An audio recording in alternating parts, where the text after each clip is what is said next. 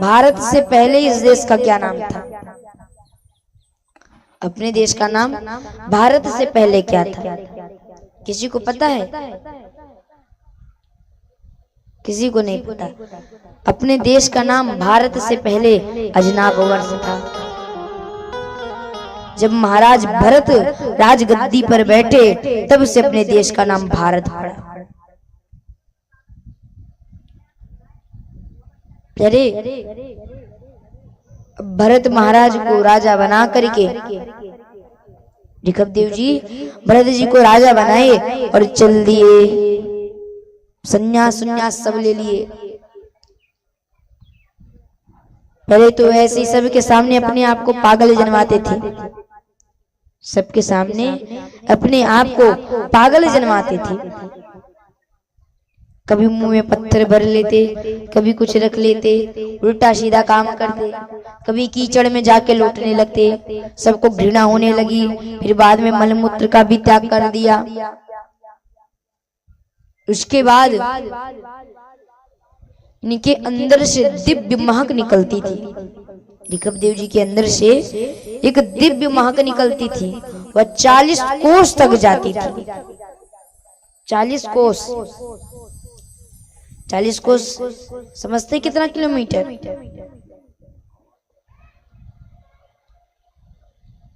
1 kilometre वो 3 kilometre 1 कोस।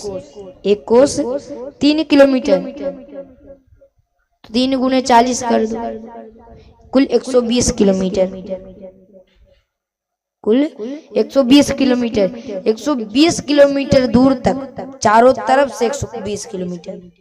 सामने से भी 120, दाएं से भी 120, बाएं से भी 120, हर तरफ से 120 किलोमीटर तक उनके अंदर से ऐसी दिव्य सुगंध निकली।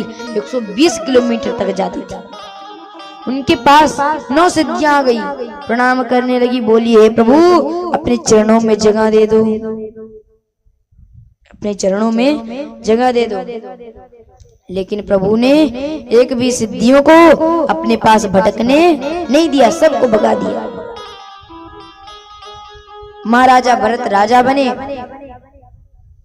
ये भी कई वर्षों तक राज किए। उसके बाद अपने पुत्र को राजा बना करके महाराज भरत संन्यास ले लिए, चले गए जंगल में। कुटिया बना ली नदी के तट पर, वहीं पे रहने लगे।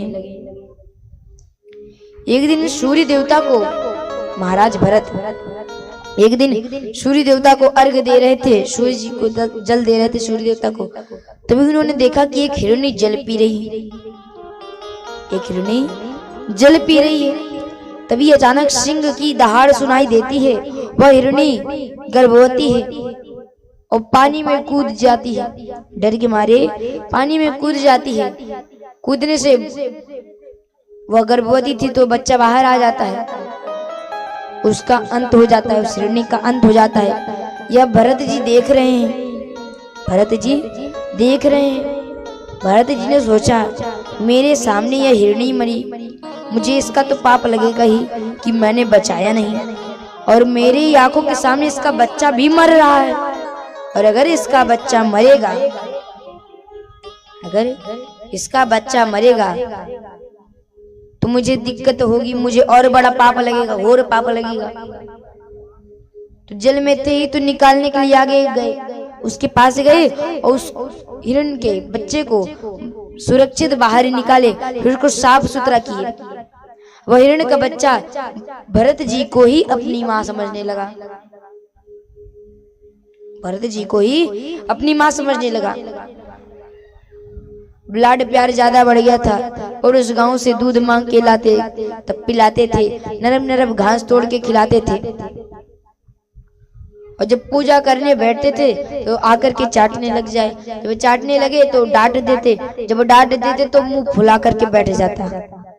और देखने के बाद फिर इनका भी मन पिघल जाता। अब उन भरत जी की पूजा में विघ्न पड़ने लगा। एक दिन थोड़ी दूर पर वह मृग खेल रहा था।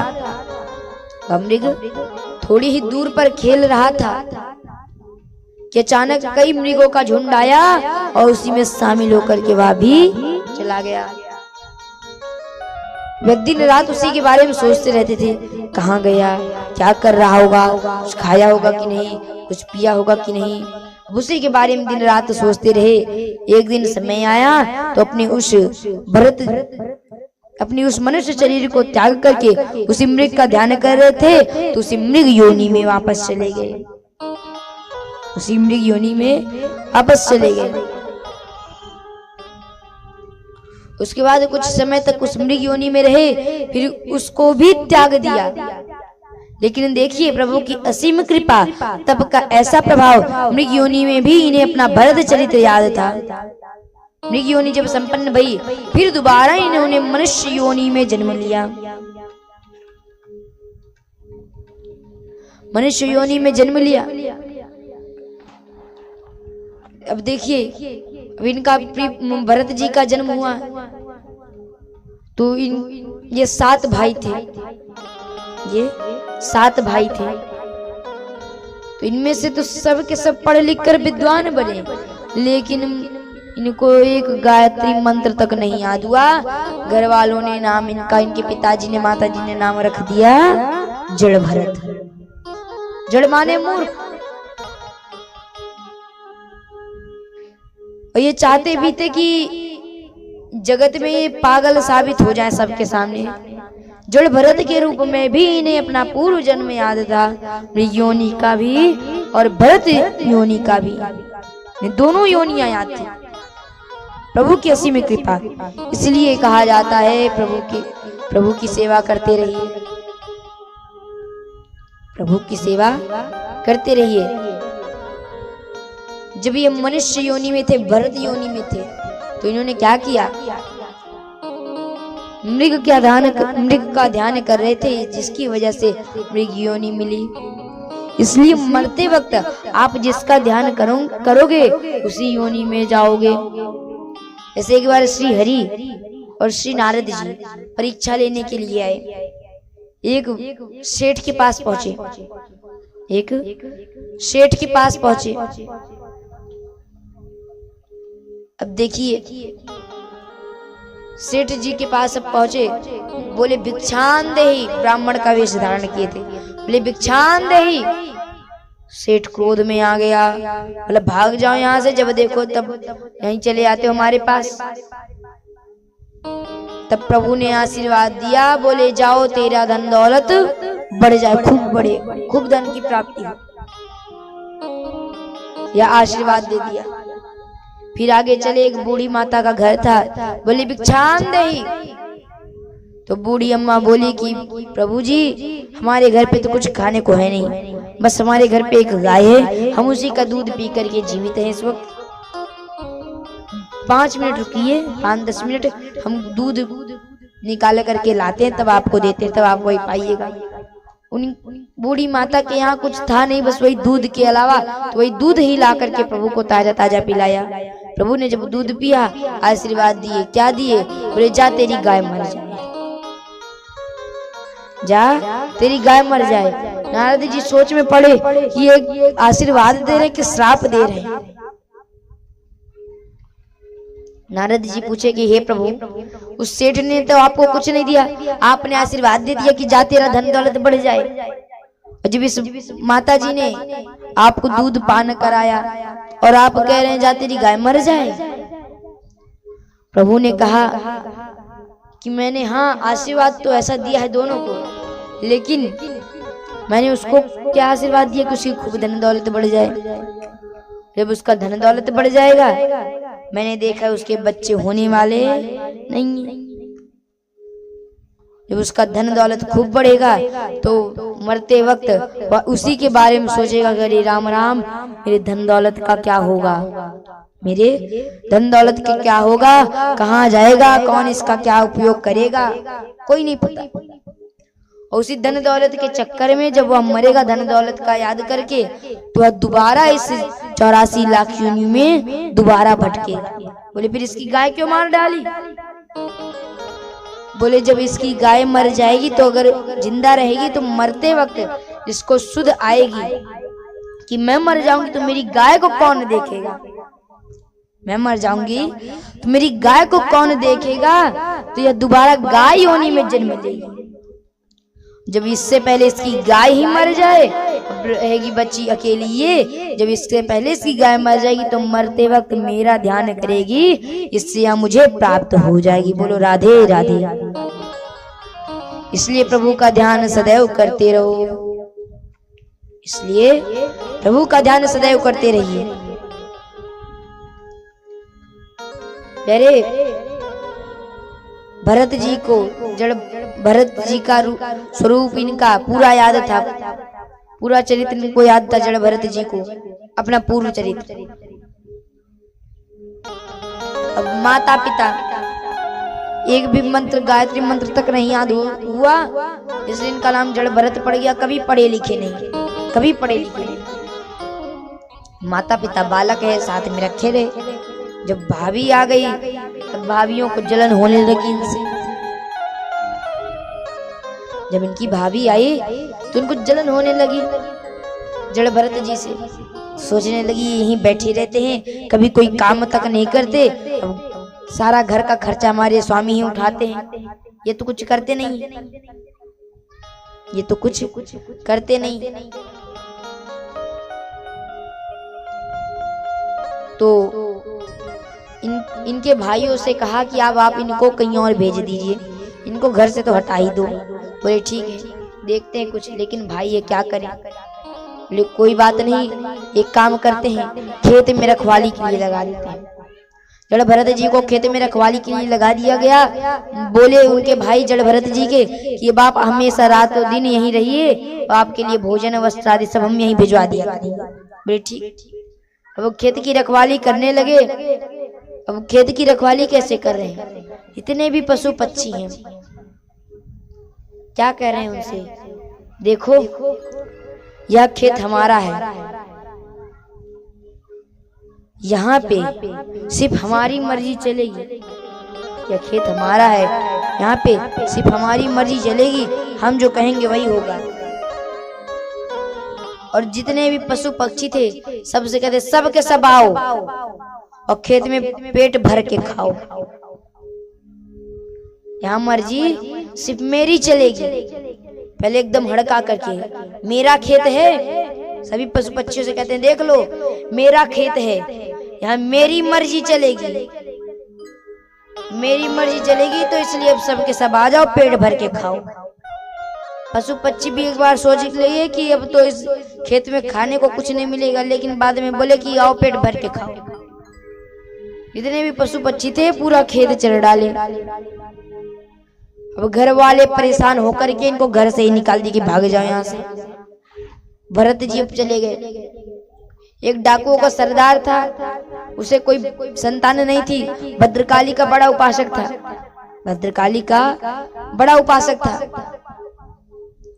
माँ भद्रकाली से बोला कि हे माता एक संतान की प्राप्ति करवा दो, हम आपको नरबलि चढ़ाएंगे। माता की ऐसी असीम कृपा, संतान भाई बेटा हो गया। बोला कि जाओ बढ़िया हट्टे कट्टे नर को ढूंढ के लेके आओ, नरबलि चढ़ानी है। जड़ भरत जी घूमते फिर रहे थे, किसी ने देखा, दो तीन डाकुओं ने देखा, पकड़ के लेके चले गए। बढ़िया खूब सुंदर स्नान करवाए, बढ़िया सुंदर नया वस्त्र पहनवाए, बढ़िया भोजन पाने करवाए, भद्रकाली माँ के मंदिर में लेके आए। बोले प्रणाम करिए, जैसे प्रणाम करे दंडवत, तुरंत खड़ग निकाल लिया। जड़ भरत जी देख लिए, बोले ये क्या। तब क्या कहते हैं डाकू कि जिस तरह से आपने पूरी सब्जी सब कुछ खाई वो सब फ्री में नहीं थे, सब पैसे के थे, उसी तरह आप इसका भी स्वाद एक बार चख लीजिए। बोले ठीक है, कोई टेंशन नहीं है, मरना तो एक दिन नहीं है, जब लिखा होगा तब मर ही जाएंगे, तब मरेंगे पक्का है। वहां भद्रकाली ने देखा, अरे वाह परम ज्ञानी लगता है, और ये मूर्ख इसे मारने चल रहे हैं। जैसे खड़ग प्रहार करने चले, तुरंत मां भद्रकाली प्रकट भई, सभी डाकुओं का नाश किया और जड़ भरत जी की रक्षा की। बोलिए भद्रकाली की। मां भद्रकाली ने सब और जड़ भरत जी की रक्षा की और सबका संहार किया। जड़ भरत जी उठे, देखे कि रे मंदिर की हालत बदल गई, तुरंत वहां से चल दिए। प्रभु का भजन करते चल रहे थे प्रेम में मग्न। तभी राजा रहुगढ़ की डोली जा रही थी कपिल मुनि के आश्रम सत्संग करने के लिए। डोली एक बार बिगड़ी। बोलिए डोली क्यों बिगड़ी? ये डोली क्यों बिगड़ी?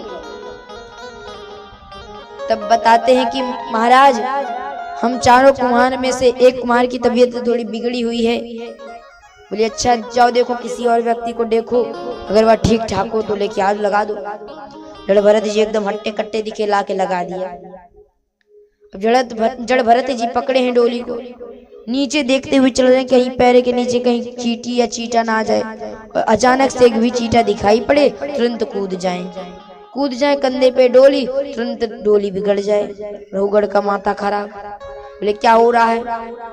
तो कुम्हारों ने बोला महाराज ये जो नया कुम्हार आया है इसकी वजह से बिगड़ रही है। रहुगढ़ जी कुछ नहीं बोले। दोबारा जब बिगड़ी, बोले तुम लोग को दिखता नहीं या बेचारा अकेले कब से ढो रहा है? तुम लोग अभी नए नए आए हो। जो उसके साथ रहने वाले थे उनको डांट रहा है कि तुम लोग अभी नए नए आए हो तो गड़बड़ी कर रहे हो। देखो बेचारा कब से ढो रहा है, थक गया। जड़ भरत जी समझ गए हम ही को बोल रहे हैं।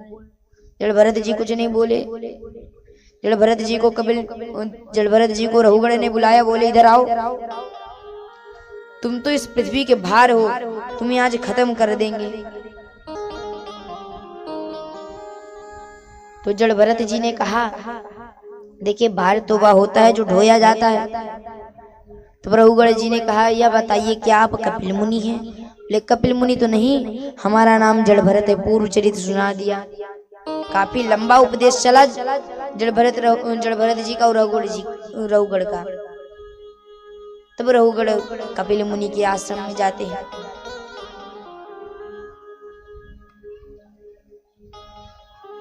अरे तो प्रभु की सदैव सेवा करते रहिए, राधे राधे राधे राधे बजते रहिए।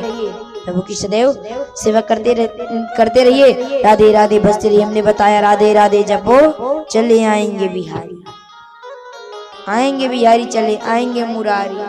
राधे राधे जपो चले आएंगे बिहारी। राधे राधे सदैव राधे राधे माला लेकर के बजते रहिए।